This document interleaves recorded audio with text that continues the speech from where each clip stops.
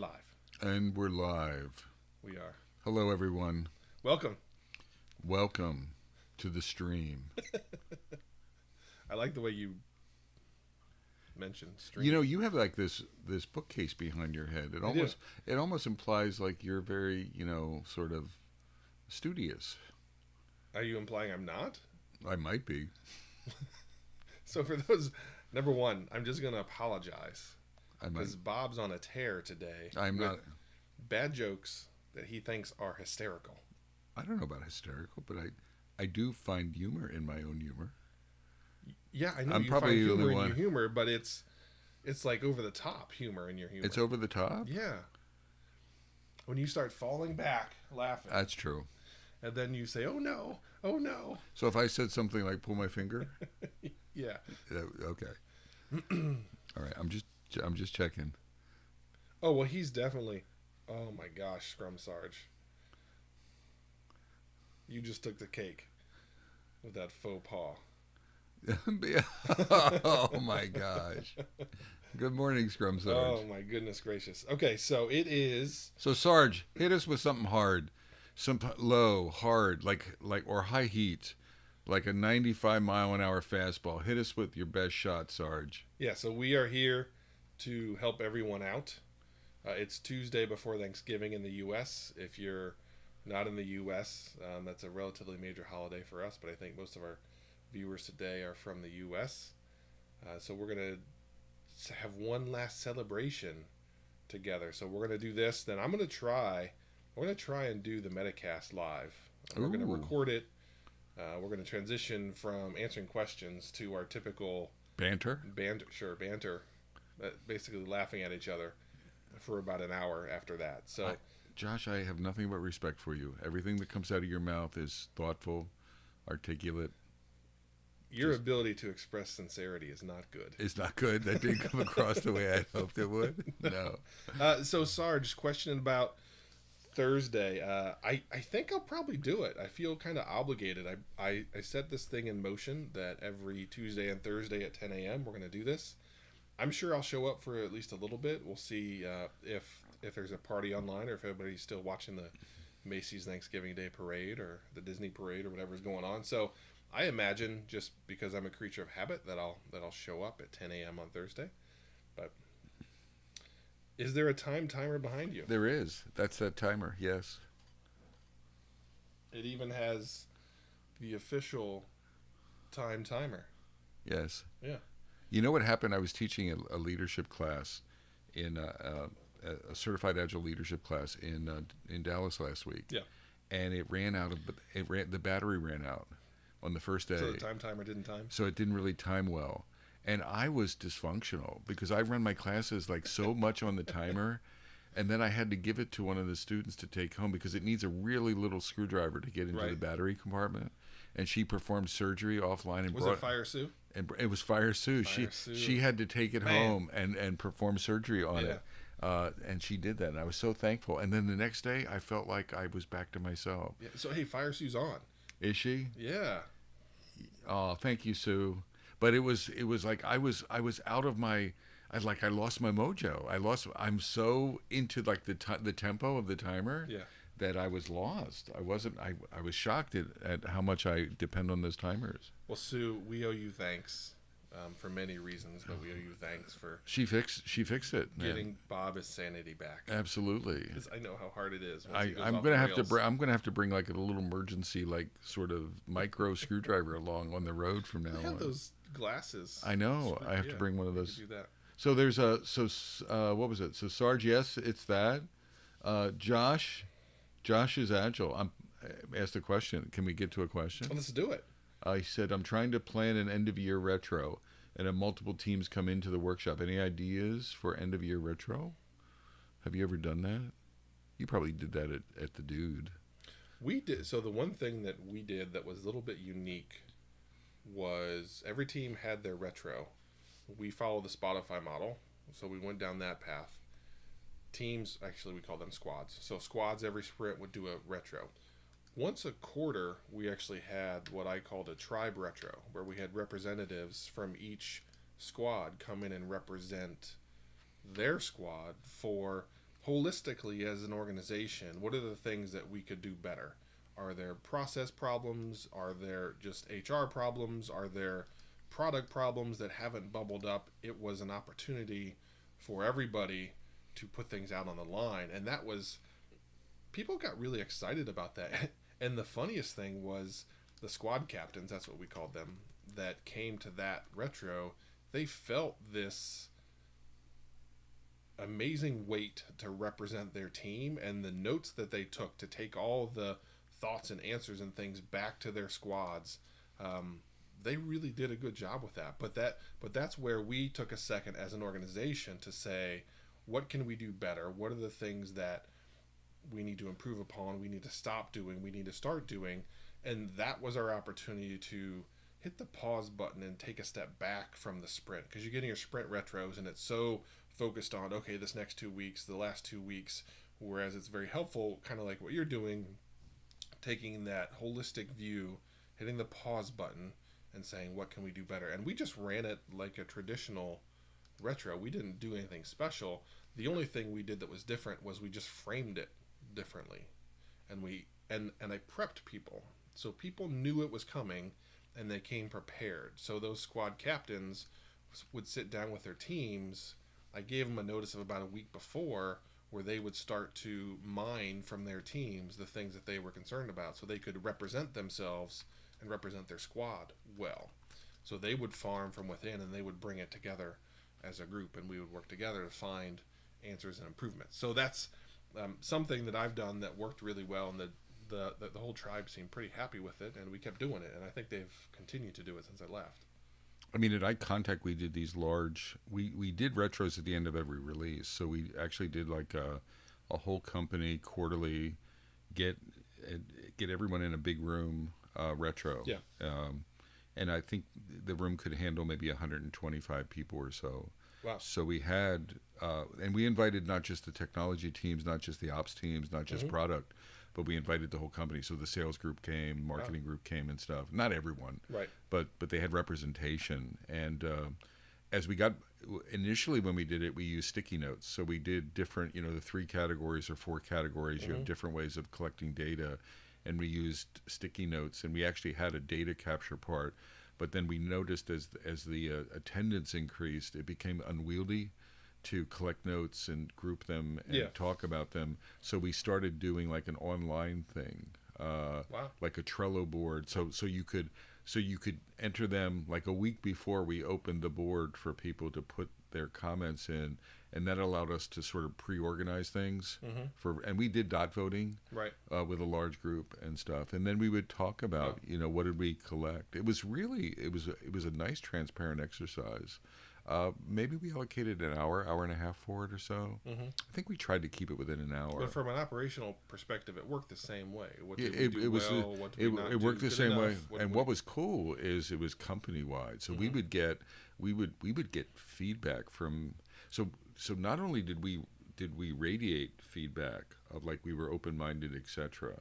So I got a lot of feedback about how we handled the feedback from executives and stuff. So we handled it, we did something with it, etc. How we prioritized, how we handled ourselves was sort of a lot of the leaders, a lot of the executives really resonated with that, and they tried to do it in their departments. That's pretty cool. But it's also, it helped us.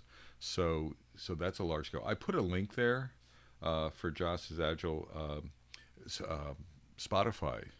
If you go to that blog post, I put a link there for retrospectives. I think information for the curious. At the end of it, Josh, there's some links to some Spotify stuff about how to do a big retro. Oh, okay, good. And some advice from their point of view. They're bullish on it as well, like doing periodic, big, whole company or whole group or whole train or whatever you want to call it, sort of large-scale retrospectives. I think it's a really good practice to like cyclically do. Yeah. Yeah, I think the one thing that you'll find about me, if you've listened to enough podcasts or on enough of these streams, you'll see that I tend to just break things down into smaller chunks. So like the whole SAFe big room planning, I break down into about an hour once a month. With this big room retro, I'm going to break it down. That's just how I operate. Yeah. it would be interesting to do one of those whole company retros, and I've never done it before. But I think the message from an operational perspective, it's still the same. You still have the same goals. You still have the same focus. I do think the key part that we did mention that you echoed back, Josh, was making sure people are prepared. Don't have them walk in blind, because it's a big event. So you want people to invest the time and energy to think ahead and be prepped and ready to go. So that's Particularly if you invite non-agile centric. yeah. I remember our first one at iContact. It was a little rocky because we did a poor job. So the agile folks understand retro. Because they've done retro. They've done times. retro. Yeah. Understand? I mean, not at the scale, but they've done it a lot of times, so they get it, and they get the participatory, and they get the Right. voting, and they get the prioritization. But folks who don't, aren't participating with that, they really don't get it. So our first one was kind of rocky that way. Yeah. And over time, they started getting knowledge. Mm-hmm. The company started getting knowledge of not only the ceremony of the retro, but the value proposition, like what's in it for them. Right. And they started participating more. So I guess my point, Josh, is don't be surprised if it's. I mean, don't be Would you do a disillusioned if little the first training? one. Like if you. We- Say I'm pulling in half of the folks that are going to be there have never done a retro before. Would you do a quick? This is a retro with them. We like did maybe it a week we before. no or at we the did start? we did it at the start, and it was very fast, and it was because again we were trying to be time sensitive. Yeah. Because we really wanted this. To us, it was an organizational event, not a technology event. Right. So we did a little bit of training, but it was sort of not optimal at all. Gotcha. Not even training. It was just Right. like, this is what we're expecting you to do. I think after the second or third one, we started hitting. My point is, don't stop it if you have one that's slightly rocky the first time. Well, and I go back to our first PSI event. So Yeah. at the first time we did Yeah. that, we had Bob come in because I knew it was a big event. I wanted to get it right. Bob came in and the team freaked out. They hated it. They didn't want to get started. They thought we were lining them up and we're going to hold their feet to the fire. And we eventually had to get over it. But we did it 3, 4, 5 times. And after, I don't know, 20 of them in my time there, the team really began to value and see the benefit Right. that it gave them. So the first one's going to be messy, right? Just like your first sprint. The first sprint for a team is going to be messy. So just be okay with that. And just like anything else, get better. All right, so we got a big question coming from Scrum Sarge. If you have not already, you can subscribe for free to this channel. If you have Amazon Prime, you can connect Amazon Prime to Twitch, and you can subscribe. That supports our stream. That helps us keep this. So I have Amazon rocking and Prime, so rolling. I should do that. You should do that. It's completely free for you. Okay. And it helps us out. And it helps us out. Yeah, so you hit the subscribe button up at the top there, Okay. and then you can, if Connect it. it's already connected, it's free. I think they tell you how to connect it. Okay. So there you go, and you can help us Well, out. they'll have to give me instructions I can. for God's Well, sakes. we Like, can work with Bob. yeah, We okay. can work with I Bob. need But all- we do have 5 other people that have figured it out. So I need all the help I thank can all get. of you that have helped out. Absolutely. Every little bit makes a difference. All right, so we're going to dig into Scrum Sarge's beefy question here. Okay, here we go. I'm going to read silently for a little bit, so bear with me.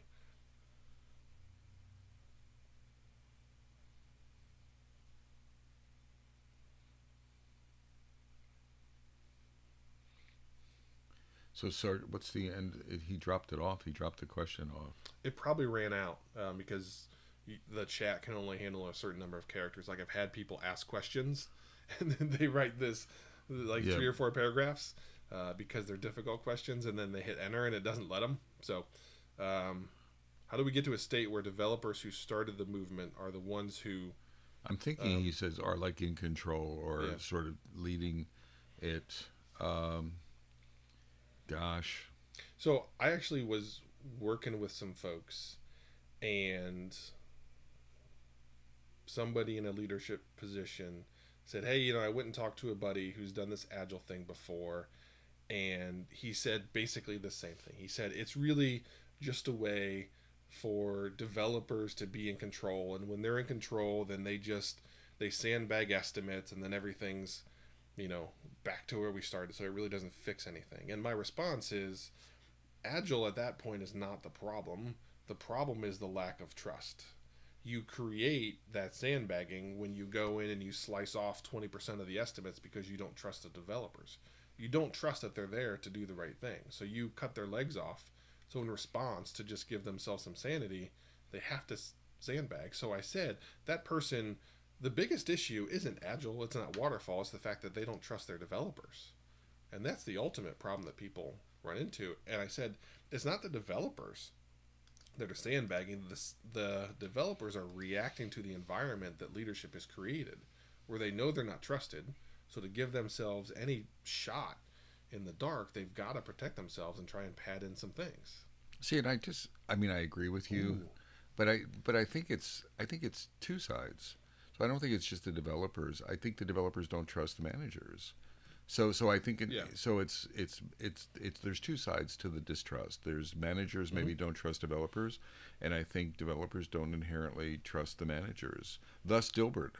I agree completely. How many Dilbert cartoons have you seen where people marginalize and slam managers for micromanaging, etc.? Right? I get it, but from my perspective, it's a leader's responsibility to establish that trust. See, and so I'm going to use the term. Yeah. I'm going to say bull. I'm going to say partnership. It's a partnership. It's not one way. Yeah. So Right. who But extends the hand? So leadership has to go first. okay. I want leaders to but set I'm the going to example and go first. But I'm going to extend the hand, Right. and you need to extend the hand back Yeah. in mutual respect Right. and mutual partnership. Right. And very often it's looked at as a one-way street. Developers are like, I have a pointy-headed manager who doesn't trust me, and let me do whatever the hell I want. And that's not fair, right? There's respect, there's mutual respect. I get what you're saying. I actually agree with what I was trying to create contention. Oh, I've got contention, Bob. All right. So what don't you like about what I said? I keep coming back to nobody wants to go somewhere for 8 hours a day, do a job with intent of trying to screw somebody over.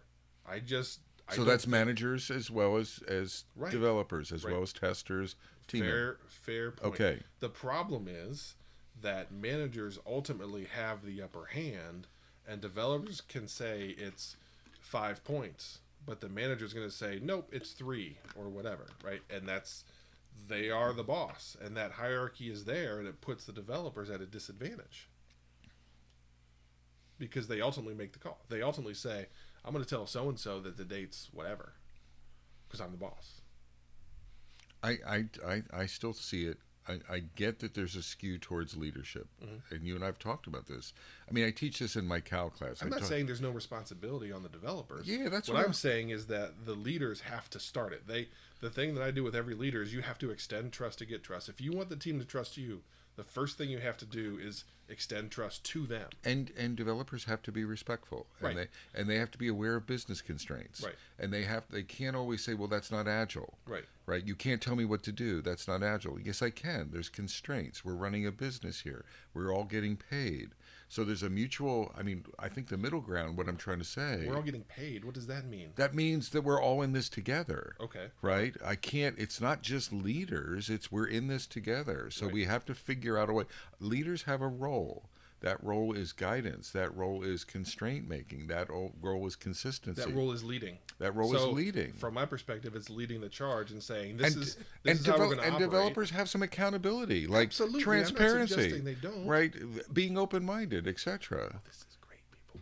Right? Yeah. So but again, there's two sides to the darn thing. I am not saying there's not two sides. Okay. What I am saying What is are that you saying? leaders need to lead. They need to be Well, up yes, front. leaders They need to show. lead. And then you're right.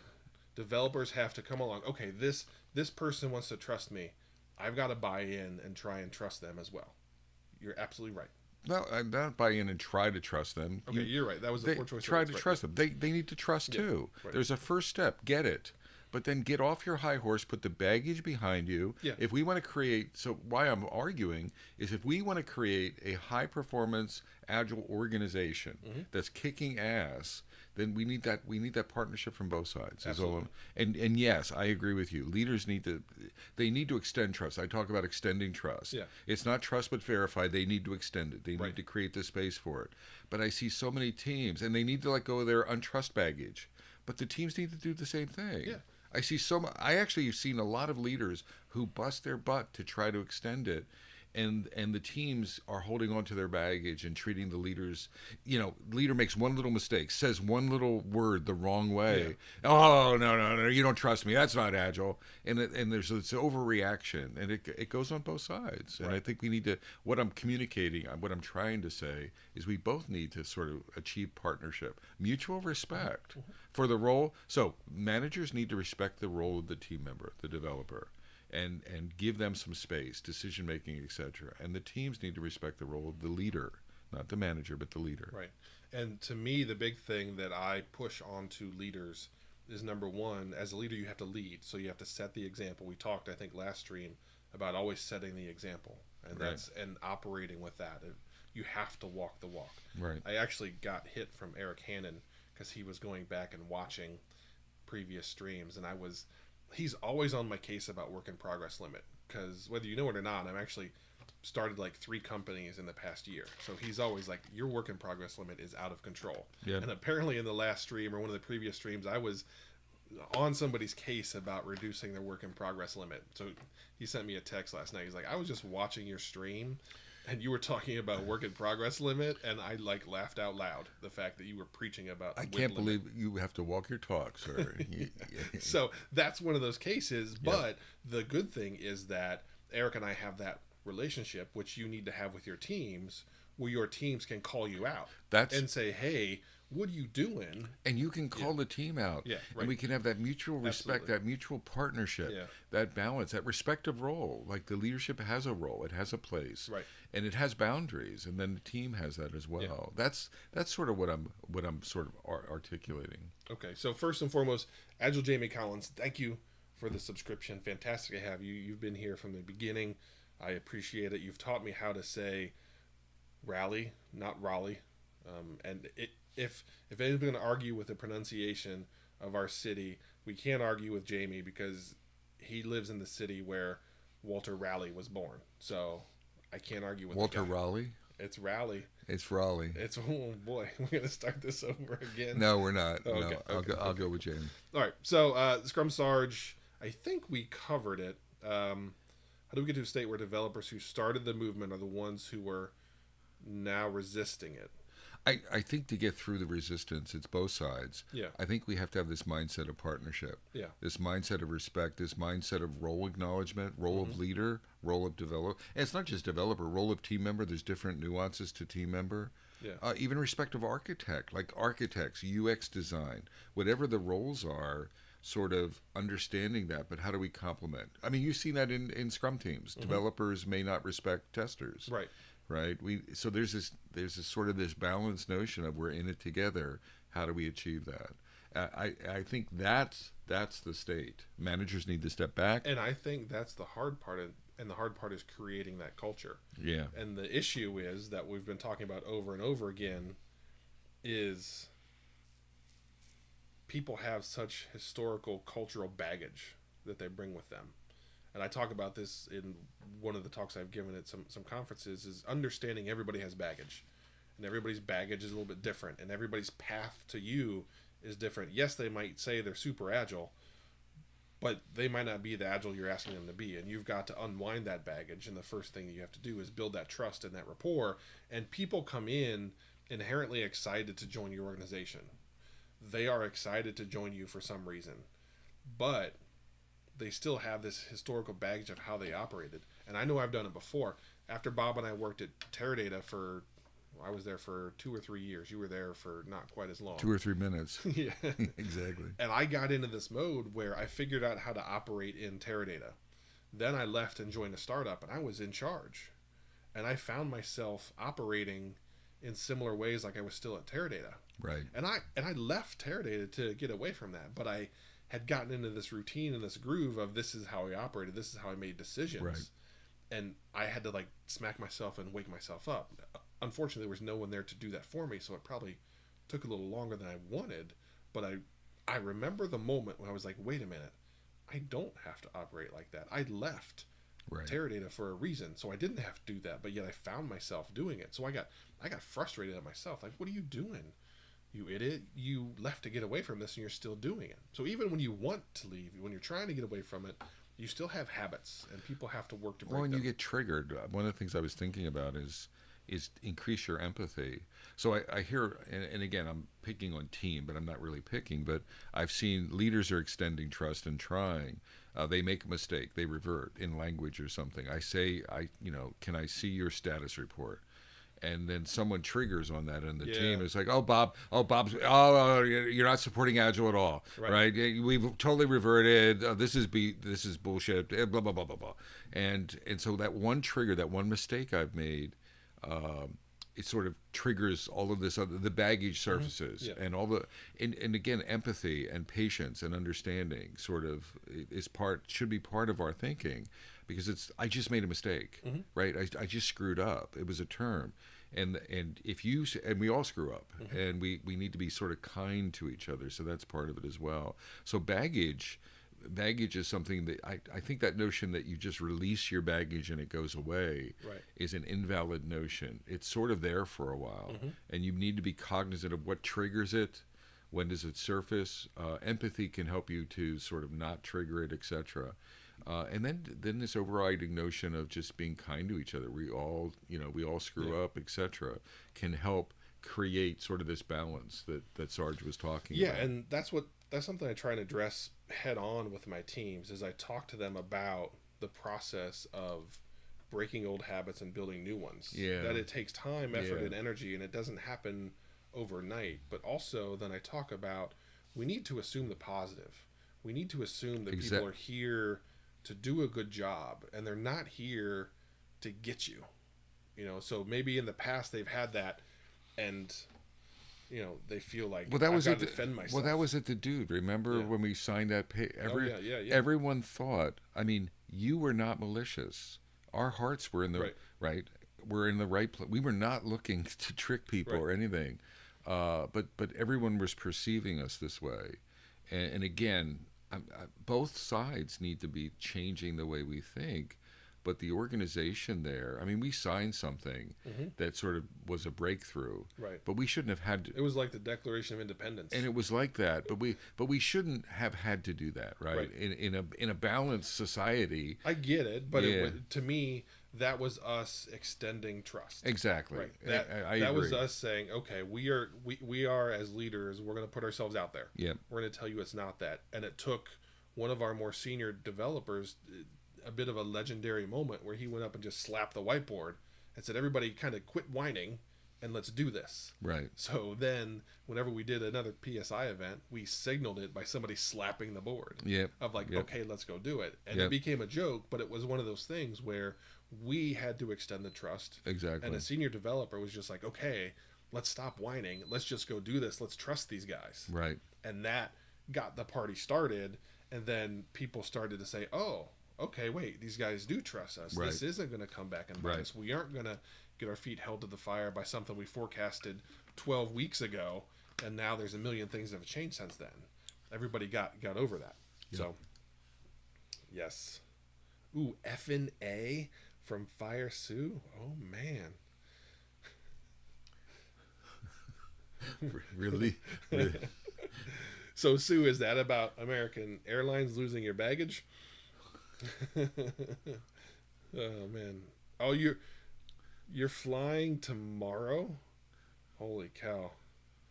Mr. Wilkins, and I call him Mr. Wilkins in reverence to his cousin, who's not really his cousin, Dominique Wilkins. You're flying tomorrow. Good luck, my friend. Just good luck with that. Okay. Any other questions? I'm looking at the. I don't see any. All right, Sue, go get him and stand up. Yeah, we did get fired up. Every once in a while that happens with Bob and I, and we actually try and recreate it. There's so many times where we pick podcast episodes and we try and pick something that we expect to be on opposing sides. And it doesn't And halfway work. through the episode, we're so deflated and so disappointed that we're agreeing with Well, each and like other. we're hugging it out, and It's it's just, but yeah, it just bugs me. It's right. the worst. Right. I Like, it's good that we agree, but also we're trying to create a little bit of conflict, because you see what happens when we do have a little bit of conflict. We get fired up, which is good and fun, and we think it's a good dialogue for people to hear. But unfortunately, we can't manufacture it. So cool. Well, thanks for coming, Sarge and Fire Sue. As always, good to have you. I will be here on Thursday, so I'm just going to make that proclamation that Thursday I'm going to do this. That's a You're going to do it on Thanksgiving Day? Yeah. Seriously? Why not? All right. All I need is my laptop, this mixer, a microphone, a webcam, and my kids to be relatively quiet, and we can do it.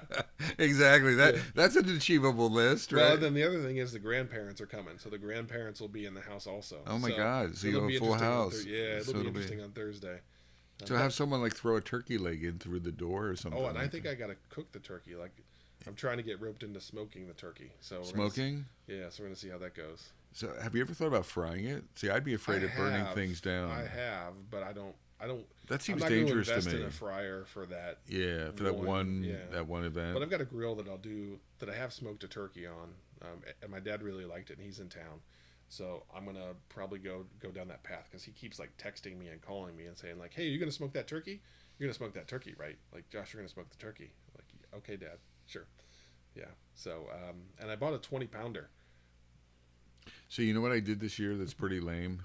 You bought a turkey breast? I ordered a pre-cooked Dude, that's meal. not lame. That's smart. That's next level. So yeah, I'm like from Fresh Market around the corner. Yeah. So I'm getting like a Fresh Market package. Fantastic. That's what I'm thinking. I right? am. So I'm the default cook in our family for completely Thanksgiving. understand.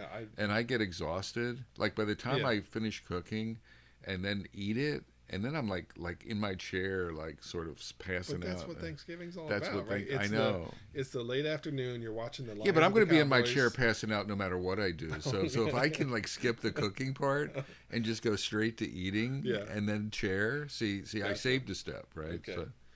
So, I had someone. I don't know if this is fodder for conversation, but someone sent me an email last night, and they were asking me about advice. Mm-hmm. And it was like, here's a situation. What do you think, Mr. Agile expert? What do you think I should do? Yeah.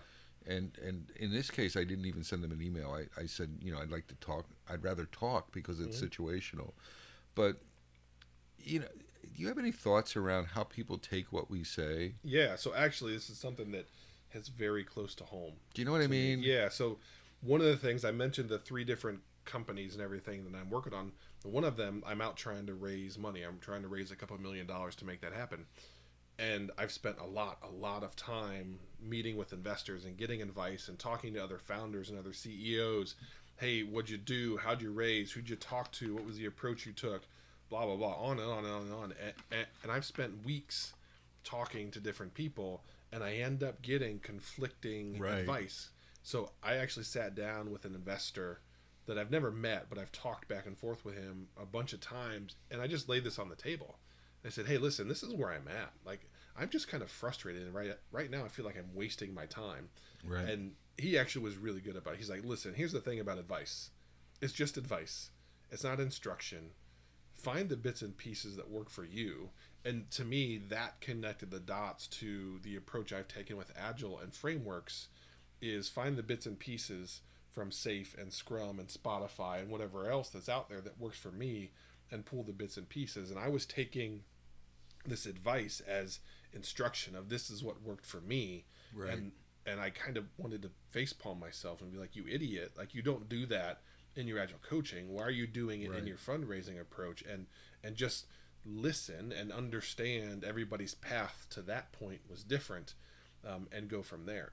And I actually have a buddy that founded a company that did very well and was growing, and he wrote an interesting, I think it was a LinkedIn article that he wrote about he stopped giving advice. He just realized he shouldn't give advice. So all that he does is he's like, here's my story, here's what I did. I'm not advising you to do this. I'm just telling you my experience. Right. And treating it like that and being very upfront about that and not being in an advisory role, but more an education role of here's the situation I was in, here's how I reacted. So I think stories help with that, right? Storytelling helps with that.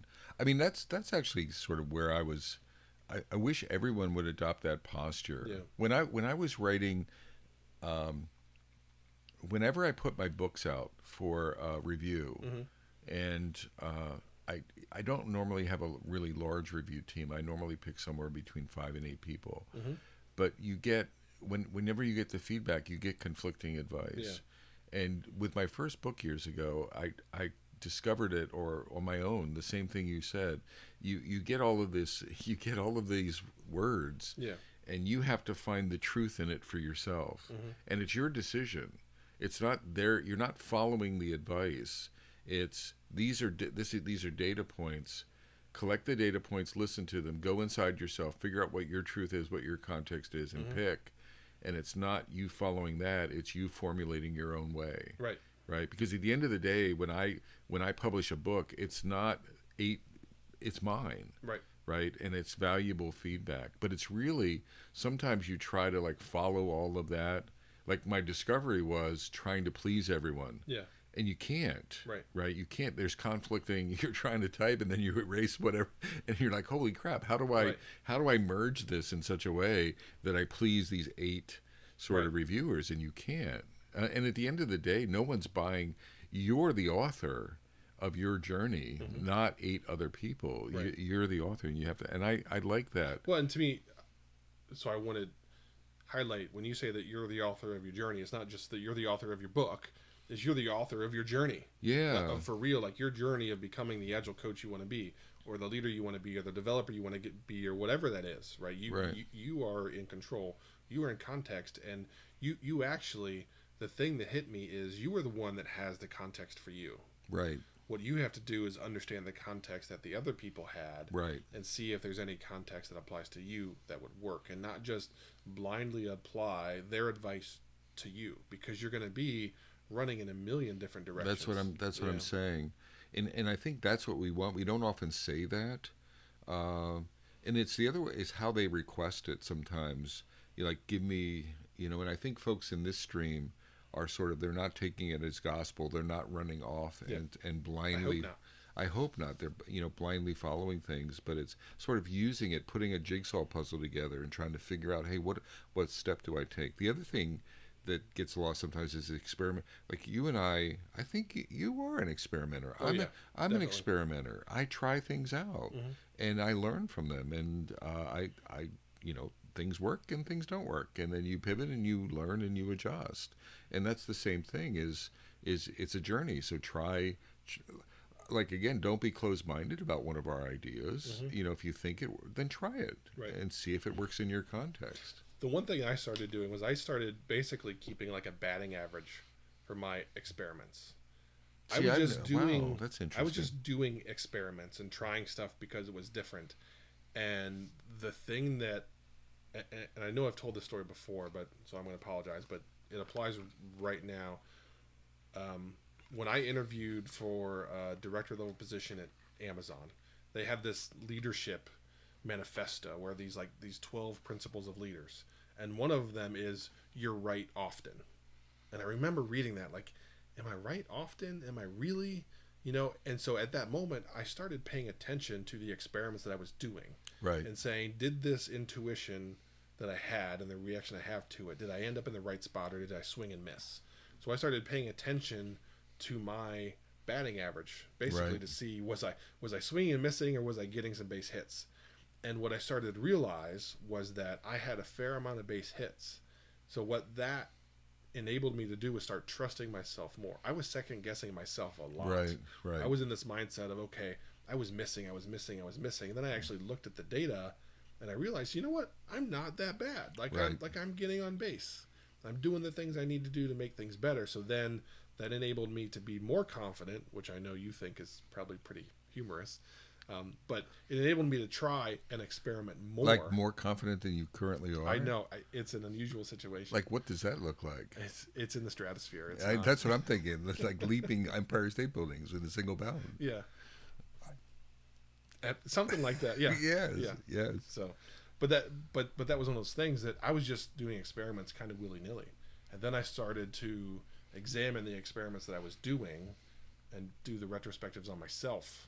I think part of it too is it's the experience you have. Yeah. And it's direct experience, and it's even indirect. Your instincts, at least for me, as I've gotten older, I'm convinced that the technology is where everything works in patterns, and there's recursive patterns, right? and there's new learning and new experimentation, but we're people. People are the common denominator, and we sort of, there's patterns that we've seen that work and patterns that we don't. And as we gain experience, sort of our instincts sort of firm up. So it doesn't surprise me. I don't think the batting average will ever hit 1,000, or it was 600 or something. Yeah. But we get more seasoned, and we don't even know. Like there's sometimes I'll make a recommendation and I don't know exactly why I'm doing it, but then I might reflect later and it's like I've seen that pattern a few times, etc. Right? So that resonates with me. Okay, so a couple things. Number one, Brave Dave. Turducken? Brave is in your name. I feel like you're obligated to do the turducken. With Brave in your name to do the turducken. Do the turducken. In fact, don't talk about it. Yeah. Right. Do it. Do it. And I look forward to talking to you Thursday morning and getting an update on your turducken and seeing how it's going. Because I am streaming on Thursday morning. So pull the trigger. Yeah. Okay. Damn it, pull the trigger. Yeah. So let's jump in on Josh's Agile again. How do you climb out of a low point and practice what you preach? Sometimes I find myself stuck and not behaving like an Agile coach and wonder how the heck to get myself out of it. So this is the same coaching that I give anybody that's going through and building new habits, right? We just talked about it takes time to break old habits and build new ones.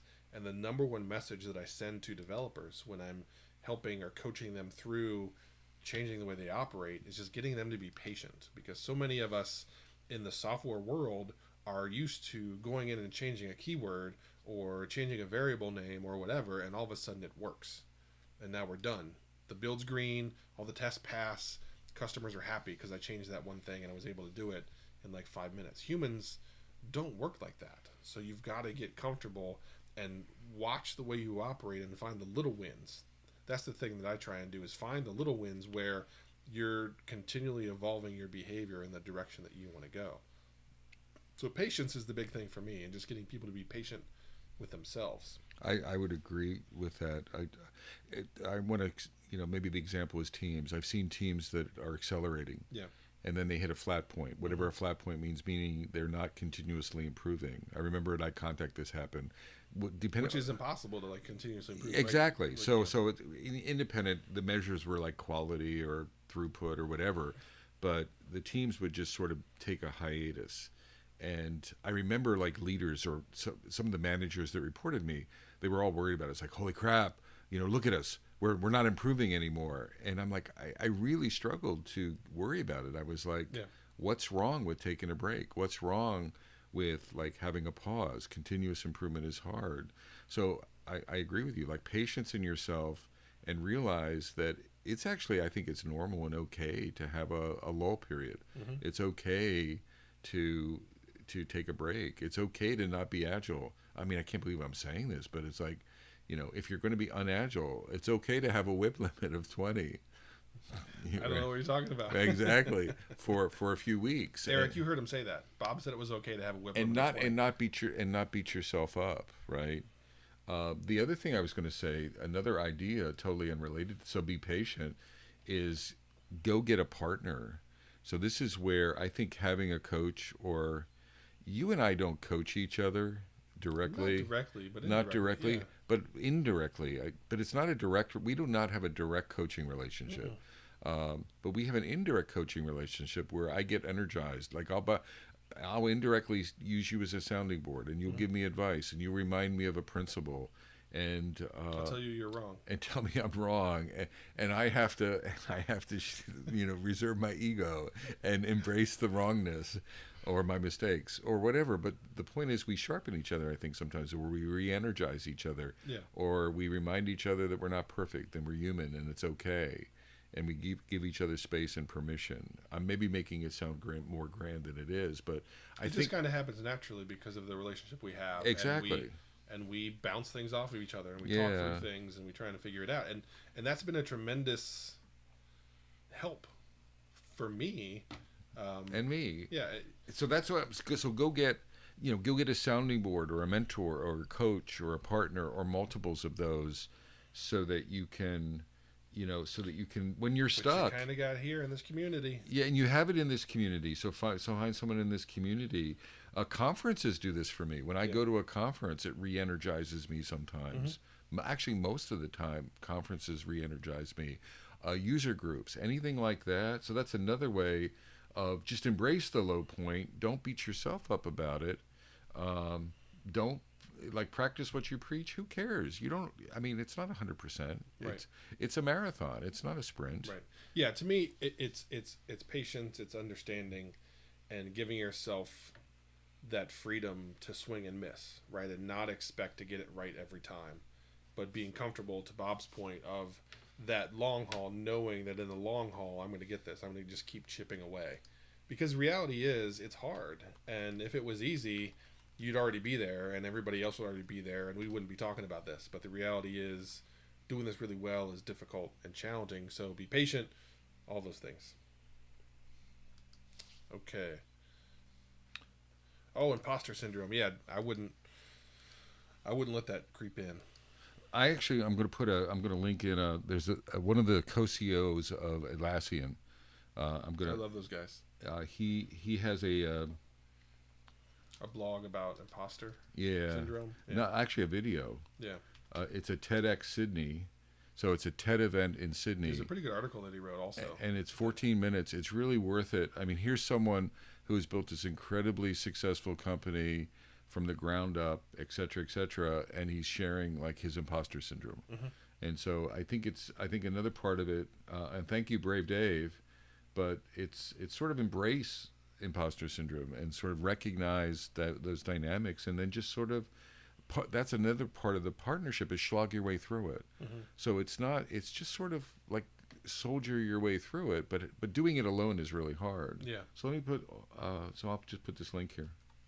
Yeah, I think one of the things that video helps you see is that so many of us are forging into uncharted waters, and yet it's, do we bet on ourselves? Do we believe on ourselves? Do we think we're going to get there? And that's the thing that gets you across the finish line.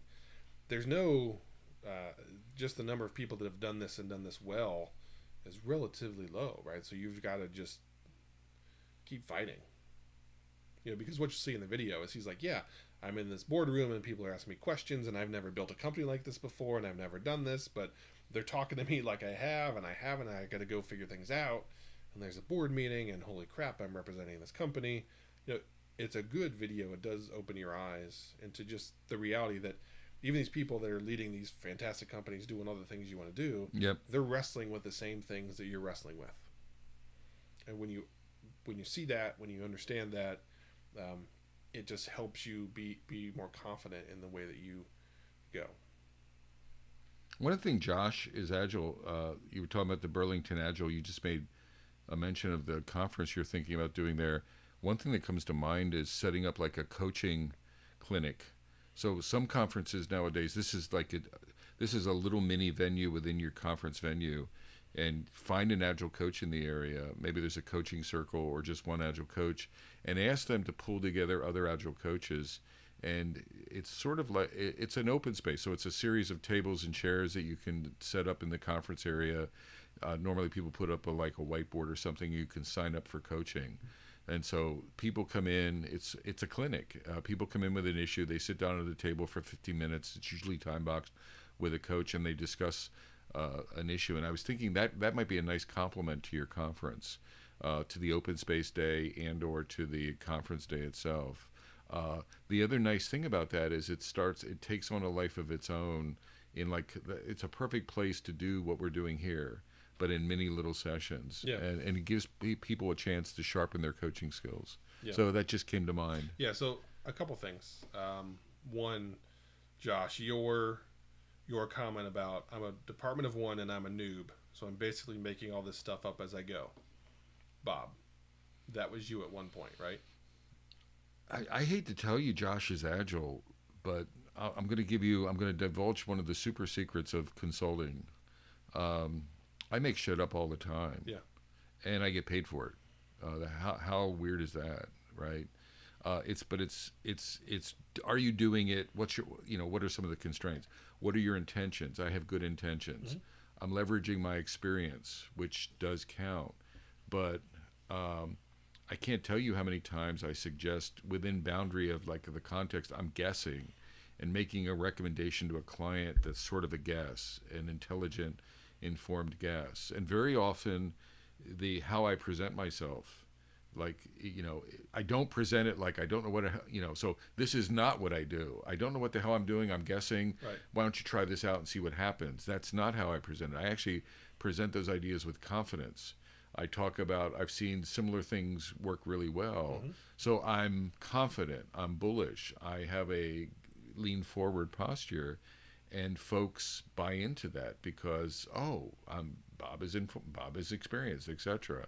So I think all of us, I can't speak for you, Josh, but I'm making shit up all the time.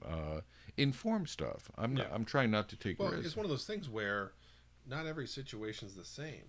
So that's what people are paying you for is they're paying you to bring your experience, your intuition, and apply it to their problem because they've gotten stuck. They've recognized, I've taken this as far as I can. I need help. To me, that's no different than the full-time jobs I've been hired into. Hey, we've got this product. We've gotten this far. We've got our team this far. We need somebody to come in and take it here. So that's what I've done, and that's my job. That's what I've been asked to do. So I've got to go out and bullishly lead the charge and go with confidence in a direction. Because if you go without confidence, number one, you're going to start to second guess yourself. Everybody else is going to start to second guess, right? So that doesn't mean you're not an idiot about it, right? You got to be able to make the small adjustments. But reality is, Josh, everybody's been in that same spot or in that same spot. So that's the thing that we're trying to get across the point is that we're often in uncharted waters. Or you're slightly ahead. Yeah. The way I think of it, I mean, I spend an inordinate amount of time reading, studying, listening to podcasts, etc. I mean, I write, and when I write things down, it's sort of articulating my learning. Mm-hmm. So I'm continuously learning. I'm a continuous student of Agile, and then I'm in imposter syndrome where I'm trying some stuff out. You have to do it with confidence, because I have less confidence in me, more confidence in the organization and the teams. Mm-hmm. Teams rock, but we have to be ahead a little bit. Mm-hmm. I always think in terms of I have to be sort of 2 days ahead of everyone. Mm-hmm. And what I mean, I can't be sort of, if I'm going to do release planning, I may need to do some research on release planning. I may need to envision it. I may need to Well, that's the responsibility of your job. Exactly. So, and I think everyone, so I'm not saying wing it. I'm not saying pull things out of thin air. We have to be slightly ahead. Right. But we're all sort of in that view. And I think Agile is part of that. With leaders, I expect leaders in Agile instances to fight through their imposter syndrome, to fight through their doubts, right. to be leaders, to guide their teams with confidence when they're taking risks, to help inspire them. That's part of it. Yeah. As an Agile change agent, I think everyone on this is sort of an Agile change agent in some way. Right. Part of our role is to inspire people to do things that they haven't done before, right? Right. Well, and so here's a classic example. Josh, you say you're living the fake it until you make it. When I first met Bob 10 years ago, I was hired in to be a Scrum Master. And I remember coming home from the interview and telling my wife, hey, I got this job. She's like, cool. What's the job? And I told her, I'm like, it's a Scrum Master. And she said, you've never done that before. And I said, yeah, I know. And she was like, and they hired you for that? Yeah. Well, why? I said, because I can do the job. Like, I know I can. I haven't done it before, but I know I can do the job. And she's like, but you've never done it. I'm like, what? Okay, that's okay. You've never been a mom before. And we did just fine. I've never been a dad before. And Exactly. we did just fine, Exactly. It was, again... it was bumpy, right? Yeah, There's some bumpy stuff along the way. But again, the thing I always come back to is that I continually bet on myself. Because, I'll stub my toe. Yep. I'll may break a bone or two, but I'll get there eventually. It might not be pretty. It might not be as smooth as I would like, but I know I'll eventually get there. And I think, Josh, you've got to operate the same way as well. And I think Brave Dave, that's a fantastic point of view, and that's part of that trust piece as a leader. There's nothing wrong with showing a little bit of humility and hey, and vulnerability, right. and say, hey, Yeah. I don't Right, know yeah. quite. My spider sense Yeah. is telling me this will work, but I'm not sure. Right. I've not tried it this way before. And then what you'll find is you'll find people will rally around that and they'll Yep. help you. Nothing but good can come out of that. So yeah. And I'm a I big think fan we're of all doing it. Again, I'd encourage anyone watch that imposter syndrome YouTube video from Atlassian. It's 15 minutes and it's wonderful. Yeah. It really inspired. We're all doing it to some degree, and that's what we think. We think, oh, we're the imposter.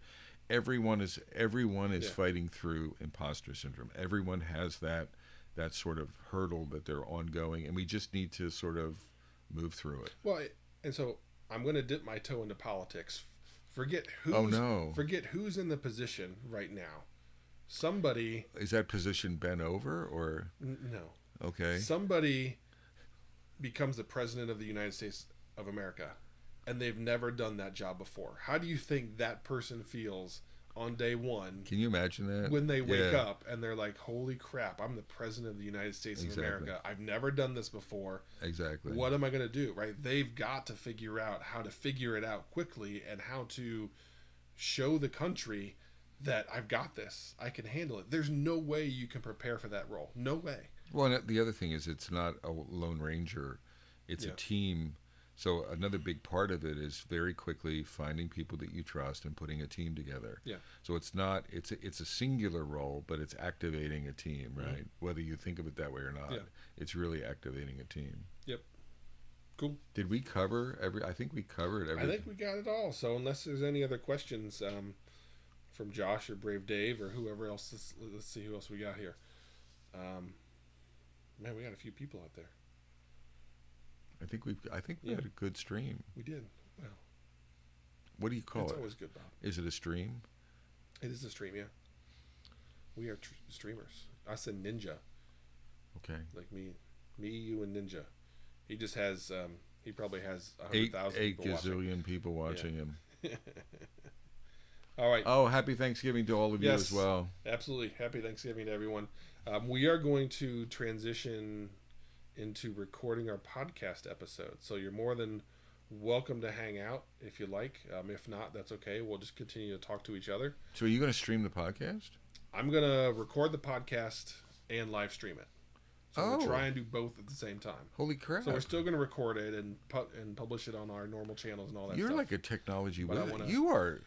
Well, you- we you haven't. were like we Einstein, haven't- for God's we sakes. haven't accomplished it yet, Okay. right? So All right. we're gonna try. I'm gonna give it a shot. Okay. All yeah. right. So hold tight. It's gonna go a little bit quiet for a little bit as I sort a few things out. All and right. You'll just see me staring at my screen while I get some things sorted out, but we're gonna at least give it a shot. Take care, everyone. Thanks All for right, coming. yes. All right. Let me see here. Let's see if we can make this work. I'm just gonna talk through while we do this. So one of the things that's interesting is there's one program to do the live streaming and then one program to do the recording. On Twitch? Yeah, so there's a OBS, Open Broadcast System, is an open source live streaming broadcast program that we use to push the live stream out to Twitch. But we record our podcast in a separate program. So the question is, can they both share the same microphone? Will they both work with the same input? So that's the big question in my mind. Is that going to work? So we're going to find out, Bob. We are going to find out. All right. So I think it's working. Testing, 1, 2, 3. Testing. All right. Talk a little bit louder now. Hey, this is Bob Galen coming to you from KRP, Why do you always go to WKRP in That was an Cincinnati. okay show. Cincinnati. I know it's Cincinnati, but the show was. I'm with your home state for God. I'm connecting I know. to the place where you were born. In my university. Exactly. I love that place. It's like a twofer, a threefer, and then you're giving me crap about So, it. tell me. I'm showing empathy, Josh. Tell me if you think this is weird. It's weird. I've been thinking about. Oh no. Oh no. Oh no. Oh. I've been thinking about Actually, let me change this real quick. Thank God. Everyone pray for me. I think there's smoke coming out of his ears. Hold on, I just want to update our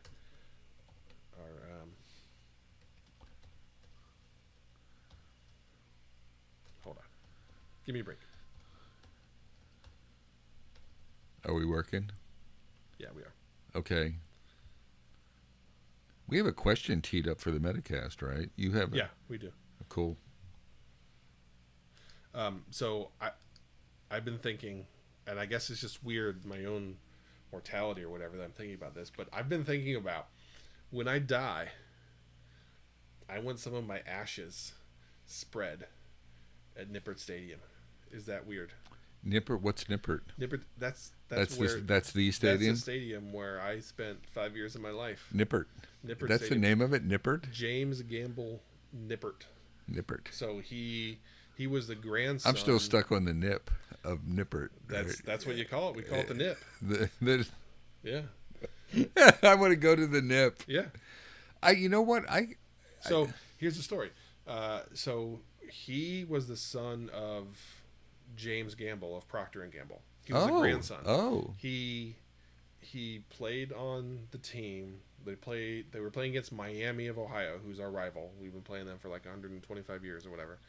And he actually died because of the game. So he was in a game and he got stepped on and a cleat caught him in the throat or something like that, and holy cow. And he ended up dying. So James Gamble of Procter and Gamble paid to have the stadium named after his grandson who died playing for the Bearcats. That's kind of cool. Yeah. So it's actually, I mean, the death isn't cool, but right. sort of the But it's got a meaning. It's not like, hey, somebody gave a bunch so of you money.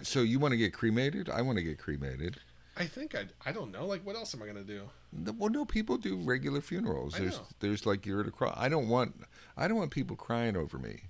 If that's making it a big assumption, right? Well, you knew I could read it in your face.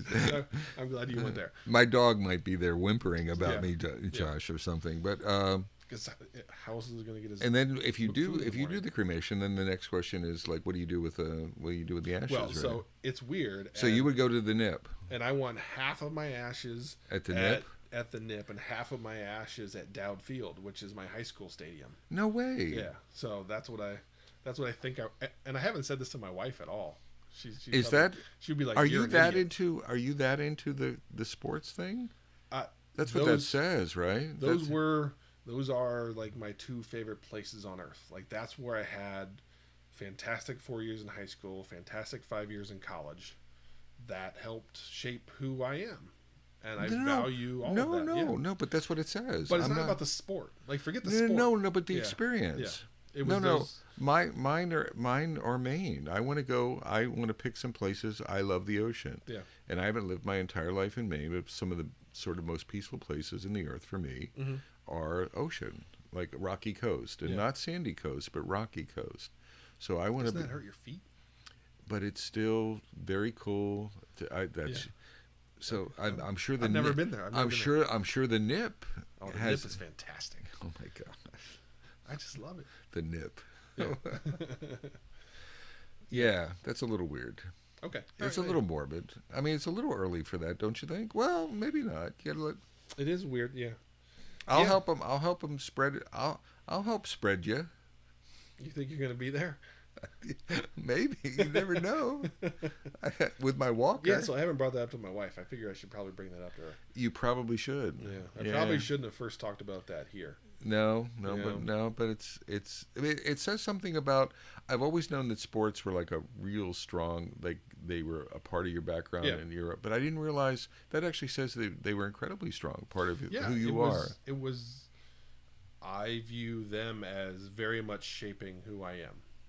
So I can blame your high school football coach and your college football coach for what the hell I have had to deal with for the last 10 years. Yeah. Cool. Are they still around? Because I'm going to go kick their butts. Yeah. You can go... John Nipster. Baltimore Ravens. Harbaugh? Harbaugh was my first position coach in college. All right. So you can call him up and be like, dude. What is it, Jim? No, it's... Jim's his brother in Michigan, yeah. This is which Harbaugh? What's his first name? John. So John Harbaugh. Yeah. And then who was the high school coach? I had a bunch. Okay. Ralph Orsini was the head coach Ralph. for my. Well, no, he wasn't the head coach. He was the head coach when I left. So I went back and coached there after I was done. Okay. So not only did I play there, but when we moved back to Akron, I don't know why we did that. I ended up coaching at my high school. Wow. Cool. So yeah. Can we get on to the Metacast now? No, Bob. No. I appreciate you sharing that bit of yourself. I do what I can. That was pretty For me. vulnerable of you. I do what I can, Bob. It's all about the stream. It's all about the podcast. It's all Yeah. about you. It's all no. That was all about you. Okay, so I'm gonna go. Let's see. I'm gonna reread this question. So this question is from Lori Blue. She actually suggested that we do a Metacast live stream because she thinks viewers would benefit from seeing the facial expressions and especially Bob's hand gestures that he makes while trying to make a point. Is someone picking on my hand? So I've gotten a little bit handsy on the stream on occasion, haven't I? Yeah. I think you get a little bit handsy pretty much all the time. Is it? Is it that? Yeah, I guess so. I'm not sort of that conscious of it, but I You think. shouldn't be. But I mean. Yeah. Yeah. I'll have to sort of narrow my gestures. So Why? Don't. Well, be you. I have just one that I think of that I'll give to you. So Is it appropriate? probably not, but okay. but that's not going to stop me. All right. So her primary Metacast You're number one, idea- Josh. Oh, I know. her primary Metacast idea at the moment. She has lots of ideas. She actually peppers me on LinkedIn with all these fantastic ideas. Like I started keeping a what's list her name? of things. Lori Blue. Lori, give Well, us send it. I don't remember her last name, but I only know her as Lori Blue. Like I only know Sue as Fire Sue. Oh, okay. Yeah. So But send Lori. Send yeah, us the. Lori Blue because she's a Michigan fan, not an Ohio State fan. Oh. So yeah. So you yeah. So I like it even more. You like that. Yeah, it's great. Okay, so I'll finally get to the question. If you and Bob were to write a white paper about all the questions people are not asking, but should be asking, what would be in the white paper? Ooh. So, Do you have any ideas that you could kick things off? I hope. are you drawing a blank, Bob? Could this be the first podcast No, where Bob says nothing? Listen, Bucko. I don't draw blanks. Jeez. Whatever that means. I can start if you want me to. I was hoping you could start with something. Let me think.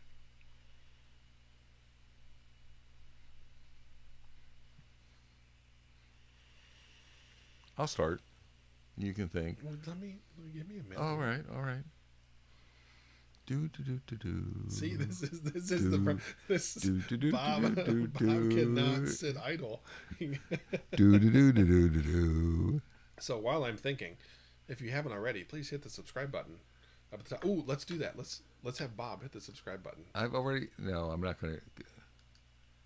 There you go. I'm not going to. Channel. I have to pay? Twitch Prime. No, hit the Twitch Prime. Where's that at? Start your free trial. Yeah, okay. Try Twitch Prime. You're in the U.S., United States. Find our flag. Good job. Did you click it?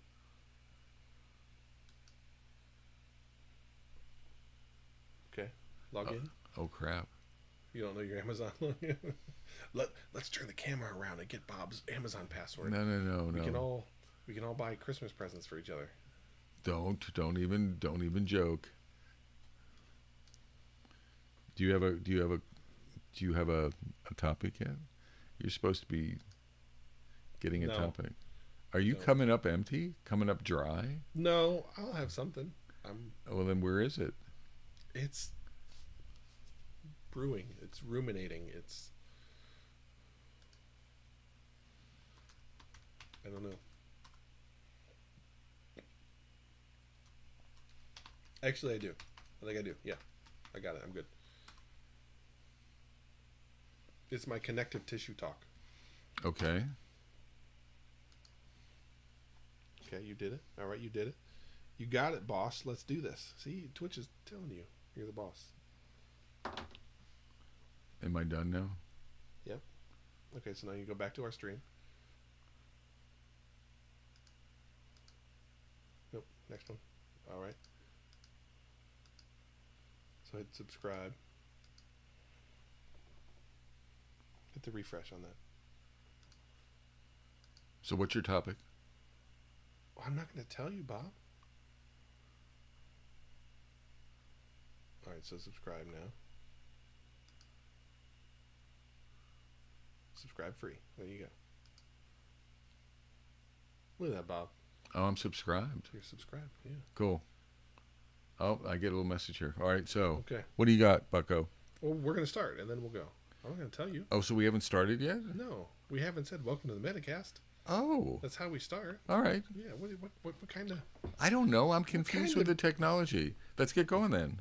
ship do you think we're running? Here, Are you Bob? ready to drive? I'm ready. All right. Are you ready? Ready Yes. for the viewers that are out there.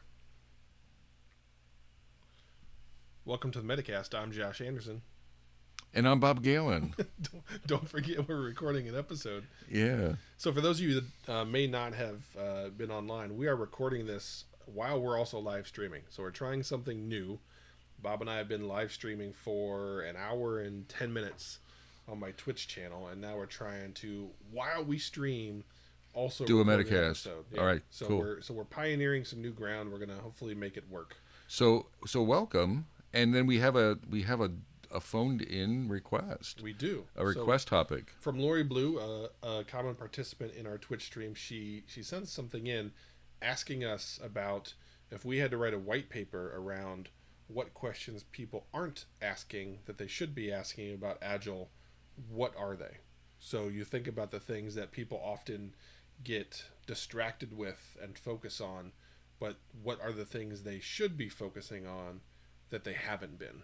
So the things that maybe are that secret sauce piece, that are the things that allow teams to really accelerate and really become that high-powered, high-performing team.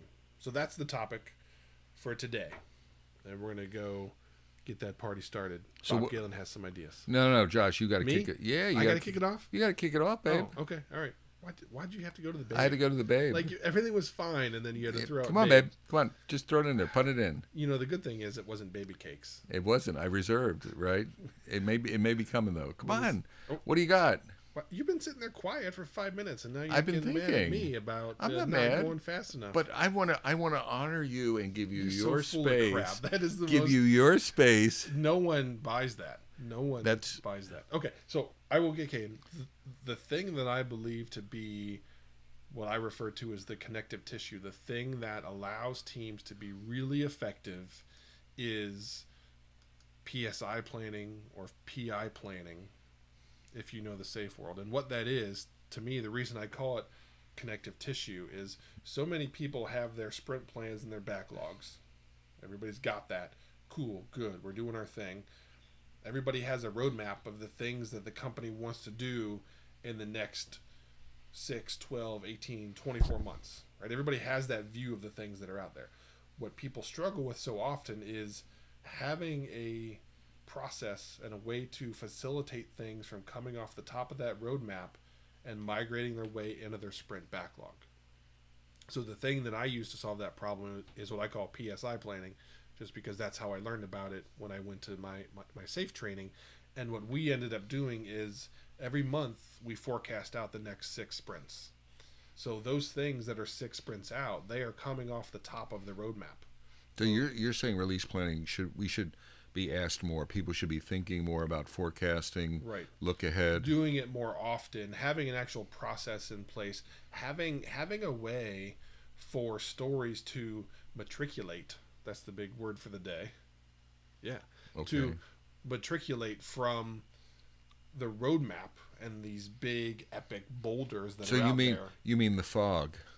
I do mean the fog, and having them work their way onto your sprint backlog. Okay. But not having it be, okay, it's on your sprint backlog, go figure it out now. Right. The thing that PSI or release planning or whatever you want to call it gives you is it allows you to take time and look at the things that are coming at you instead of waiting until they're smacking you in the face. So I don't think enough people focus on doing that. They get so focused on what's my sprint backlog and then, oh, maybe I have a roadmap, maybe I don't. But you've got to find a way to facilitate things in a consistent, sane manner coming from your roadmap and getting onto your sprint backlog, and not having that just-in-time planning. Because that's where so many people get stuck and get in trouble is, okay, crap, oh, we finished that sprint, what's next? Let me pull that thing off of the roadmap, and it's the first time I've seen it, and we got to figure it out. Right. And now there's 10 things we don't know, and I wish we had time to go do the research to really nail that down, but we don't. Right. Because we haven't been spending the time and energy. So that's that next level thing that I think enables people to have that success that they want, and get to real predictability. And the predictability is enabled by the fact that you have some visibility into what's coming your way, and not you're always reacting. So that's that thing that I wish people would spend more time focusing on, but for some reason they think they can claim victory when, like, hey, we got a backlog, right, and there's items right, there, but you've got to find a way to feed and funnel things into right. So like the continuous conveyor belt thing, yeah, right, or something like that, and really feeding that. I mean, one of the things I was making a list of ideas. I don't know if they're all valid, but the first one I came up with is, I don't think we get enough inside job inquiries. Like we get a lot of external. What do I do to the team? My team sucks. How do I fix them? Or how do we tactics, like estimation? What's the best way to estimate? And I wish in the white paper that more people were self-reflective, and they looked inside themselves and said, I wish there was more reflection. Like, what do I need to? So instead of what do I do to people, mm-hmm. or what do I do to this situation? What do I do to myself? Where's a good place to start? So I don't think we get a lot of like learning. I wish people would be more reflective on learning, more reflective on me. What are my strengths and what are my weaknesses?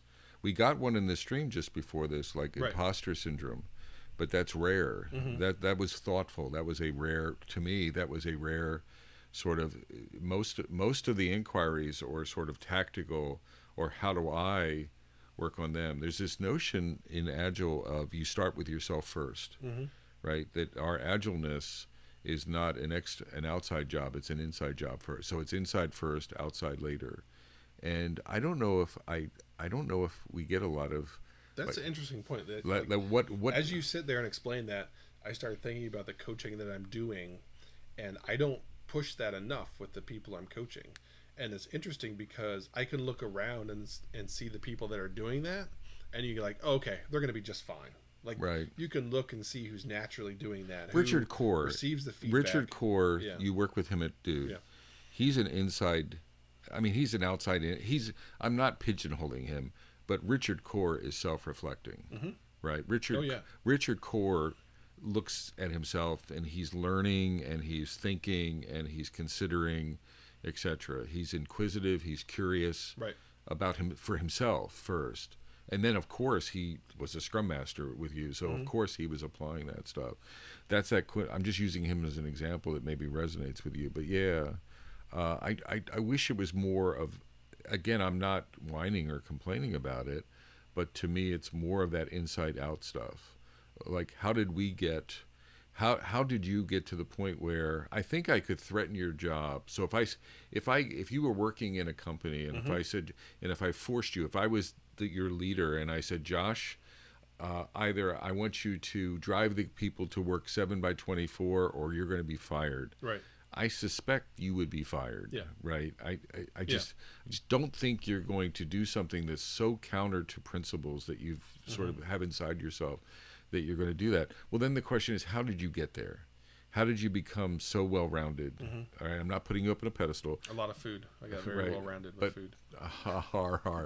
But you know what I'm saying? How did you get principled? How did you get to a state where you buy into that stuff? You're not perfect. You're in that state, and it's you didn't do that from the outside. You did that from the inside. So that's one thing I wrote down is sort of getting the reflection side of things. I do think that people, you can see people who get it or don't, mm-hmm. right? Well, and that's the thing that, as I said, I was thinking, I feel like I should do more around my coaching with that, whereas I instinctively recognize the people that are naturally doing that, and maybe I should spend more time trying to teach and or encourage that behavior of everyone else, and trying to get people to understand that that's really the secret sauce. to all this instead of, well, we've got, let's talk about stories, let's talk about, Yeah, all those basic things. yeah, it's like walking your talk would be Yeah. another. That's the example of threatening your job. Is are we truly willing and able to walk our talk? Hmm. Right? Maybe not 100% of the time, but generally, can we do that? So that's something I noticed is missing. Do you have anything else that I wish were more in the white paper, more reflection, more personal reflection? And so I think it's very similar, and it's something we spent a fair amount of time in the stream talking about, that understanding of habits and how really what you're doing as an agile coach is you're going and across dozens, hundreds, however many people you have, you're asking them to break new habits and build new habits, and getting them to understand that it takes time, effort, and energy to make that happen. And really the key thing is getting them to understand the time that's required to make that happen, because again, so many people are, as software folks, we are used to making a code change and now everything's better. Right. But humans don't work like that. And so I've tried to focus a lot more of my time and energy on people understanding I'm asking you to go from A to B. I don't have a time machine that's going to enable you to just magically flip a switch and you've had all the learnings, you've had all the bumps and bruises, and getting people comfortable with that, comfortable with the own personal change that they have to go through, so that reflection that you talked about Right. begins to come in, so they can start to reflect, but also being comfortable with others and recognizing that others are wrestling with historical baggage that they have, and they're working to shed that baggage Right. and build some of their own new patterns based on how we operate here. So that's where I've spent a lot of time and energy of late, is getting people to understand the different paths that people are on. Right. I mean, one of the things that I think I'd like to, I don't know if we have leaders dialing in so to the stream and to the Metacast. Mm-hmm. I think there are leaders sometimes that maybe listen in, but I think it's generally practitioners. Usually, yeah. And so I wish we were talking to more leaders. Mm-hmm. Because a lot of our message, I mean, if you think about, I bet if you went back through all the Metacasts, Yeah, you're probably right. there's probably a thread. There's a little pearl or a little action item for leaders almost in every Metacast. And I don't know if and it's not something for us. It's more so, how do we target leaders? How do we get them to listen? And maybe it's related to what we were talking about. They're not looking at it as an inside job. They're looking, I think a lot of leaders look at it as an outside job. I'll pay for Agile. Mm-hmm. I'll read a book about Agile, but I really don't have to internalize Agile, right, in myself. Yeah. I think it's incredibly rare. It's the team's problem. It's the right? team's problem. Yeah, the team has to become agile, not Yeah, me. not Like, me. I'm already doing the right things. Yeah, and there's this lack of self-awareness. Did I tell you that HBR, the self-awareness survey that was in Harvard Business Review, Mm-hmm. they did a survey. It's copyrighted, so I can't share it. I mean, if you're an HBR member, if you're listening, and if you're an HBR member, I can send you a link. You can get it, but I can't share it with other people. But they did a survey of organizations and leaders, and it was a 360 survey.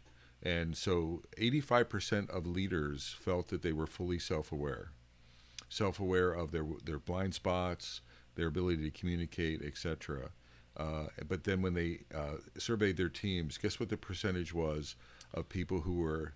They said 85%. I'm going to say the team said 15%. You nailed it. Yeah. The team was 15%. That they 15, so, which is indicative of the Yeah. large gap of self-awareness, right?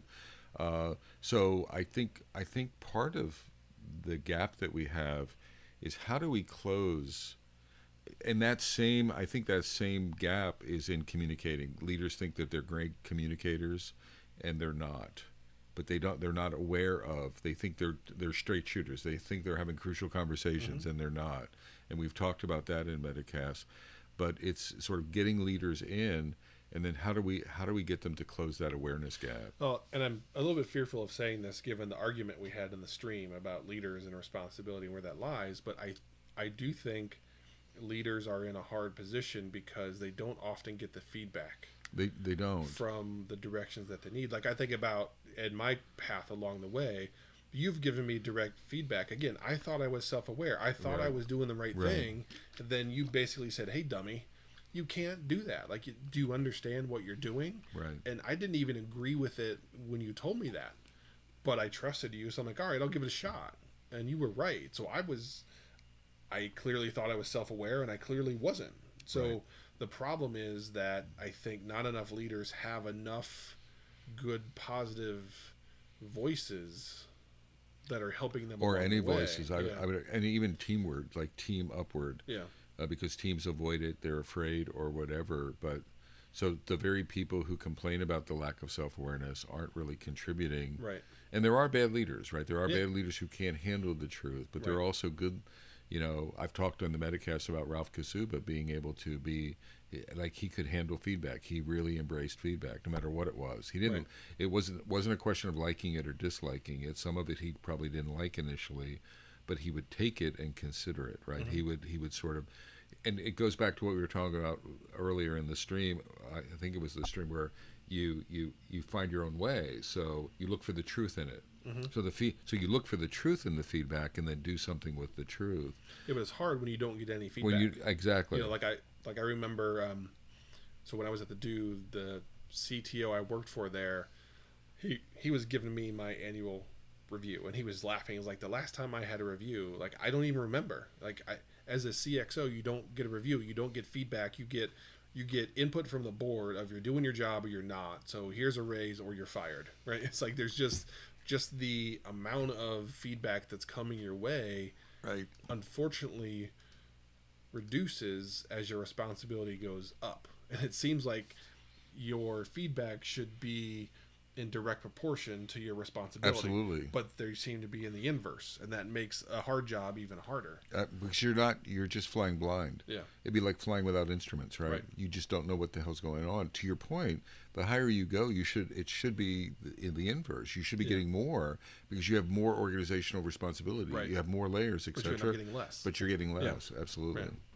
Well, like in my last job, I can remember the CEO and I had a good relationship, and he talked about the loneliness of a CEO, because what do you go, like the only other thing you do is find other people in your same boat and talk to them, but they Right. don't necessarily understand all of the intricacies of your job and your challenge of your business that you're running.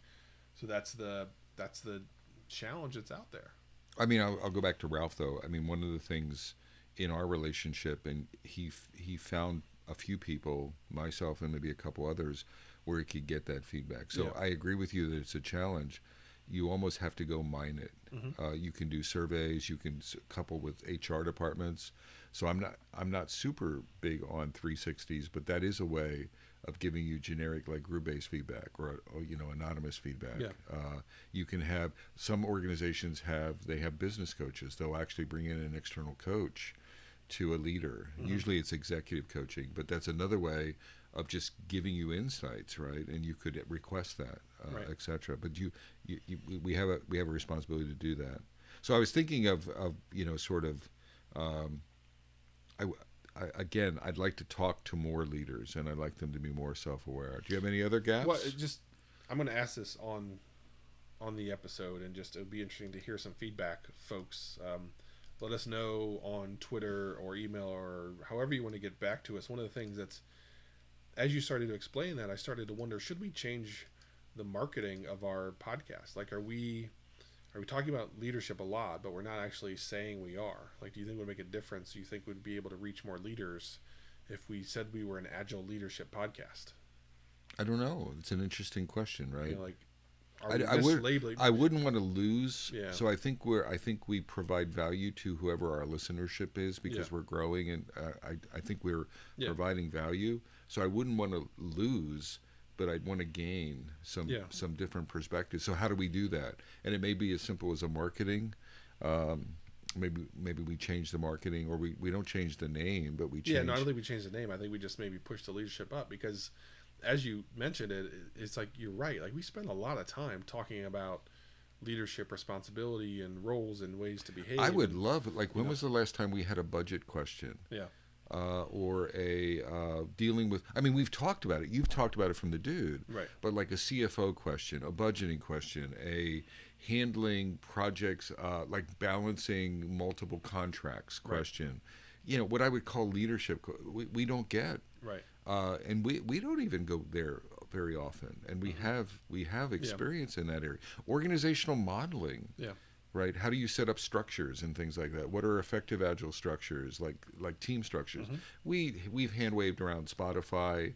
I mean, not totally hand waved. We've talked about around it, but not in this deep way. You know, we've sort of scoffed about hiring Scrum Masters, but we've never provided. You know, thou shalt hire a Scrum Master, find the budget. But we've never talked about, well, what, you know, if I have 100 teams where, you know, I work at American Express, and I'm a leader at American Express, and I have 100 teams, and I don't have the budget. Well, what would be effective strategies to move that? So, you know, go back to Lori Blue's original question. Like, are there questions we aren't answering? You know, maybe we should. Have we started to uncover some things? Is trying to think about what other people are wrestling with. Like, are we doing the same thing? Do we need to alter the way that we're operating? So we can tackle that. We don't need to solve that here, but it was just something that popped in my mind as you were talking about just that lack of coverage. Yep. And maybe we're not covering another gap that I'd like us to talk, or we're not asking. You know, people aren't asking us that maybe we cover. Is I put down no frameworks, like basic things. Then I put down extreme programming, and then I put down basics principles. And so I think there's a high end that we were talking about, like leaders. We're missing the leadership stuff, but I also think there's a low end, like back to basics stuff. You know, like no estimates. We might talk about no estimates or estimate techniques, but do we really get back to like the essence of estimates? Or when was the last time we talked about like pairing, right? Like what are the I'm trying to think of the right word, but it's not infrastructure, but just some of the operational basics. Just, you know, people get so focused on the ceremonies and the stories and the points and like the transparency. blah, blah, blah. We should talk. I could see us doing an episode totally about transparency, right? Because I think transparency rocks. It's one of these foundational. I try to remind myself about it a lot as a coach. That transparency solves a lot of things, right? But then, well, how do we sort of encourage that? Well, then, you know, you can see that in a sprint review or a demo. Well, how do you get people in there? And then how do you show up and be transparent about that? But that to me is one of those basic, like Agile Manifesto, principles, not tactics, but really low end. And then I added XP because we don't talk about XP. I'm not so much of what right leads to Agile success is some XP principles and XP practices. I don't think we've ever, I'm not judging this, but I don't think we've ever talked about I think XP. Some of the first handful of episodes, I think you swung pretty hard on some of them. Maybe, But that was 10 years ago and 100 plus Well, you know, episodes. the other thing is, as a coach, I want to hear what you think, but as a coach, we were talking about imposter syndrome earlier and walking out, right? Yeah. Sort of fake it till you make it. Another aspect of that is in my coaching, a lot of the answers are in the principles. Like I come back and it's like, there's a problem. There's a tactical problem. Well, what about you're not transparent? Right. Or you're not trusting team trust. Or there's these things that come back to like really low end principles. And I'm like, oh, what's broken is not the tactic. What's broken is you forgot about the principle. Yeah, and the thing that I keep coming back to is where I spend a lot of my time is getting feedback loops as short as possible. And so often when I just ask that question of can we make this feedback loop shorter, then the answer presents itself. That's a good tactic, right? Feedback loops, whip limits. Yeah. I'm just right. No. Yeah, no, you're right. And if you were listening, that was multi-targeted. But whip limits, transparency, pairing, the power of pairing, right? From a variety of perspectives, very, very simple activities, right? And we've those are the basics. Now they surface. There's very complex sort of situations, but when you peel the onion, when you ask the 5 whys, and you get down to why is this happening? What's the problem? Very often in my coaching, it's the principle stuff, and folks have lost their way in the principles. Yeah. So that's another side. I think the gap in the white paper, I would talk more about principles, talk more about leadership. We talked saying no, Yeah, we've talked about that a couple times, right? but no one asked that question. But it's always like an upward. It's always. It's not always, but I think like the universal no. Most common. Well, and so we talked about in the stream a little bit about responsibility as a leader down to the team and Right. saying no. And there have been times along the way with my teams that I've led, it's like, okay, I've got to say no to this. Yeah. Like, I know they're not going to like it, but I've got to say no, we can't do that. Maybe it's the 360 no, right? Yeah, It's the saying thing I always pair it with, and the thing that I've found success with, is if you pair that no with a why, right. people might not like it, but they at least can connect the dots. Because I go back to developers are logical people. Right. They work with logic all day long. Right. So if I can present them with a logical why, I get they don't like it. So that would be one of those principles I was talking about. Yeah. Why? Yeah. So when in doubt, explain why. Yeah, absolutely. Right. And that would be one of those sort of low end things. The power of the retro. I don't know if we. So I'm Yeah. I'm trying to answer the white paper thing. I'm not sure we really talk in terms of the power of reflection. Forget retrospective. It's emblematic of a ceremony, and I'm thinking maybe the power of introspection, the power of thoughtfulness. We can do it in a retro, or we can do it individually, like we reflect on ourselves. But the power of reflection. It's again one of these principles. I think I don't know if we've talked about sort of, large retros, small retros, team retros, organizational retros. We talked about that in the stream a little bit. But I think that notion of reflection at multiple levels, continuous improvement, Right. and how do you drive strategies out of that? I'm not sure we've given that good service as well over time. No, and that's I think a lot of people go through the motions in retrospectives. We've talked a little bit. So that's part about of what I'm retros saying is, yeah. But there's so many people that they go through the motions, and it takes a good agile coach to kind of hold them and keep them focused on it and not let them get off easy. Well, there's Right, so like- many anti-patterns here. Like, Right. did you ever run into some teams, like, they like to find games. So our retros are boring. Yeah. So in order to spice them up, we need to get all of these different games in play. And I love the spiciness of it, but at the same time, spicing the retro isn't the point. Yeah. Continuous improvement is the point. Well, and so here's the thing: there's so many times when I'm coaching new teams and they start in the retrospective, and they want to do it anonymously, and they want to do it with stickies, and they don't want people to hear what they're saying. And I say, no, we're not going to do that, because the value is us together Right. building a safe environment where we can challenge each other. We can say the difficult things that need to be said. If we allow it to be just on stickies, we aren't really tackling the real problem. Right. We aren't really tackling the lack of communication that's out there. We're sidestepping it to make a ceremony work. Right. When in reality, the underlying issue is you guys aren't willing to talk to each other. So Agile's never going to work. So I end up using the retrospective as that thing that starts to drive that appropriate behavior of good, safe, professional communication. Right. Because people, again, they want to play the game. They want to take the easy way out. They just want to get it done. They want to do that checkbox. Right. Of, yeah, I did a retro. Cool. We did it. Right. I mean, and talk about results. Talk about driving change. There's meat to that. We talked in the stream too about and it's related to the inside job, but like learning and coaching. There's this situationalness to coach. One of the things I don't know if we've ever done it, and I don't know if we can. I don't know if the format is we can. But it would be interesting for you and I to do some role play sometimes. And what I'm saying is, instead of saying be a coach, we've told in the Metacast lots of stories, right? Waterfall Bob is so scary. What? Waterfall Bob was so scary. But we've done a lot. We've done a pretty good job of storytelling and they're real stories and not making it up. But maybe simulating. There's this dojo format that I've used for coaching where we could have a scenario and then we could role play for 5 minutes, like you to me, and then we could flip it. The point's not the role play. The point is showing people like how to say no, Right. or retrospective. The team is resisting retrospective. What does that look like? I think there's more of a practical. Is the Metacast telling, or can we show? Can we somehow pull people in?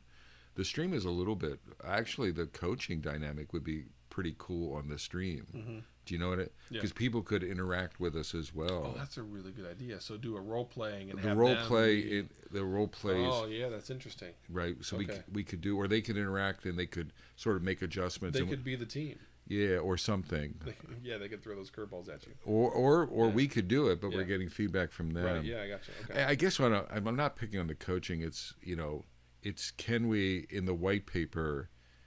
How do we flip it, if we can, to more learning, more situational learning, so we can show people so move from telling to showing. Right. And we can't always do that. No, yeah, that's an interesting concept. Yeah, that could work. And it's dangerous for us, right? It would be us putting Yeah. we'd be taking risks. We'd be suffering with imposter. Yeah. It would be a challenge for us. So we talked about imposter syndrome, and that's why Waterfall Bob scared the crap out of me. Right. Because I'm like, holy cow, like this, I'm putting in front of these however many thousands of people are going to listen to this, Right. and they're going to hear me coach on the fly. Right. And do I really know what I'm doing? And I know Bob's going to throw me some Right. nasty curveballs. Right. And holy crap. Maybe we go. that's an area that we start shifting a Yeah, little bit more I like in that. with the streaming or something. Not full time. I still like the debate and the hand waving and the argument and the topical coverage, but Yeah. can we sort of can mix shift it up, towards yeah. more showing? I like that. That's all I had for the I think we things did that are pretty good. missing. Yeah. I think I think we're solid sort of in the tactical realm, right? And sort of tactics and maybe strategies, etc. But that's the execution. Like I think about things I've complained about in the past and things that I've brought up is things that frustrate me about coaching. So I'll use sports as an example. My son plays baseball, and one of the things that bothers me is somebody tells him to throw harder or to throw better or Right. to hit the Right. kid in the chest. It's like, okay, but you're not actually informing him the adjustments he needs to make that happen. Right. Like just telling somebody to do better Exactly. without showing them how. So I think those hows are the things that we're talking about. People don't focus on the how enough, and maybe it's because people don't understand. Right. Like me as a coach, like I couldn't tell my kid how to throw better. Right. So what did I do? I went out and studied. I bought Right. books. I watched YouTube. Right. I figured all of Right. that out, and now I can say, okay, here's the adjustment that you need to make, because I didn't want to be that coach. It was just like, come on, Jimmy, throw better. Exactly. You know, Exactly. So those same things of really understanding the how Okay. makes a difference. So do you think we covered it? I The think we question? Well, Metacasters, streamers, dreamers from beautiful downtown Cary, North Carolina. I'm Josh Anderson. And I'm Bob Galen. Jake. And Bake. Take Take care, care, y'all. y'all. Well, there it is. The simul take care. Okay. We did it. All right. Intro? Intro. We have no real... No. Just funding? Sure. You want to talk about funding? Yeah. And then Thanksgiving. Well, this will come out after Thanksgiving. Oh, well. Yeah. We'll still wish them the bird. We need to give people the bird. Let's give them Okay, the bird. all right. Let me hit the button. Welcome to the intro. I'm Josh Anderson. I'm Bob Galen. And Bob wants to give everybody the bird. I want to give you the bird. It's Thanksgiving time. It is we're recording this on Tuesday before Thanksgiving Day, and I want to give you the boiled bird, the fried bird, the baked bird. I'm going to do a smoked bird. So, Josh, you were talking about a smoked bird? Yeah. Or for you old-fashioned, old-school people, the dirty bird, or the... I should have known somehow we end up in a situation like that. Oh my gosh. Okay, so that's our intro. We really don't have anything else to talk Just about. happy holidays and be... and in all seriousness, I'm thankful for the Metacast. I'm thankful for the listeners. Josh and I are both. I can't speak for him, but for myself, I'm thankful for you all. I hope you have a nice Thanksgiving period. This may come out after Thanksgiving, Yeah, it definitely but hopefully you had a good one. Yep. All right. On to the episode. That's it. That's it. On to the let's give him a teaser. Come A on, teaser? tease him. Let's Okay, give him sorry. a wing. give him a drumstick. Just Give a him little something. way? Okay. Yeah. So we got a question from a frequent stream A loyal viewer. stream viewer. Yeah, Lori Blue has been there from the start. She can't always be there live, but she watches them after the fact. Always has great Oh my feedback goodness! for me. Fantastic. I know. So she sent in an idea for us to talk about the things people aren't talking about. Cool. Yeah. All right. So on to the episode. Thank you, Lori. We really appreciate it. There you go. Done. All right. We're gonna Stream off.